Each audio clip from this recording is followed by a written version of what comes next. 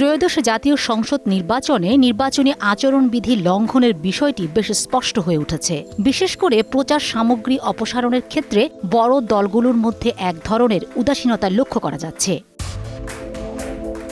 নির্বাচন কমিশনের নির্দেশনা ছিল তফসিল ঘোষণার ৪৮ ঘণ্টার মধ্যে সব ধরনের বিলবোর্ড, ব্যানার, ফেস্টুন ও পোস্টার অপসারণ করার। কিন্তু ১ মাস পেরিয়ে গেলেও রাজধানীর অলিগলি, পাড়া মহল্লা এবং গুরুত্বপূর্ণ স্থাপনায় যেমন মেট্রো রেলের পিলার, ফুটওভার ব্রিজ এখনও বিভিন্ন দলের পোস্টার দেখা যাচ্ছে। এটি নির্বাচনী আচরণবিধির সুস্পষ্ট লঙ্ঘন।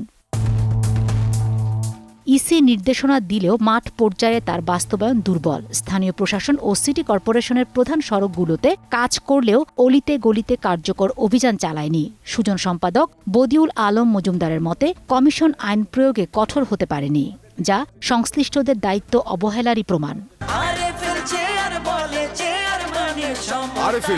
ক্ষমতার নয়, সমতার চেয়ার। তবে এ বিষয়ে রাজনৈতিক দলগুলো দিয়েছে পাল্টা যুক্তি।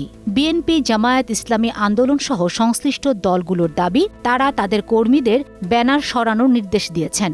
অধিকাংশ পোস্টার এরই মধ্যে সরানো হয়েছে। নতুন করে কোনো মিছিল, মিটিং বা আচরণবিধি লঙ্ঘনমূলক কাজ তারা করছেন না। সুষ্ঠু নির্বাচনের জন্য শুধু ইসির নির্দেশনায় যথেষ্ট নয়, রাজনৈতিক দল ও প্রার্থীদেরও দায়িত্বশীল হওয়া প্রয়োজন। অলিতে গলিতে ঝুলে থাকা পোস্টারগুলো প্রমাণ করে যে প্রার্থীরা নির্বাচনী পরিবেশ বজায় রাখার চেয়ে নিজের প্রচারটাকেই বেশি গুরুত্ব দিচ্ছেন। আচরণবিধি কি আদৌ মানা হচ্ছে? সংক্ষেপে বলতে গেলে আচরণবিধি আংশিক মানা হচ্ছে, কিন্তু বড় পরিসরে লঙ্ঘিত হচ্ছে। প্রধান সড়কগুলোতে পরিষ্কার থাকলেও জনবসতিপূর্ণ এলাকাগুলোতে প্রার্থীরা নিয়ম ভাঙছেন। এর বিরুদ্ধে কোনো দৃশ্যমান আইনি ব্যবস্থা বা জরিমানা না হওয়া পর্যন্ত এই প্রবণতা বন্ধ হওয়ার সম্ভাবনা কম দেখা যাচ্ছে। ফাতেমা শিলু, সময় সংবাদ।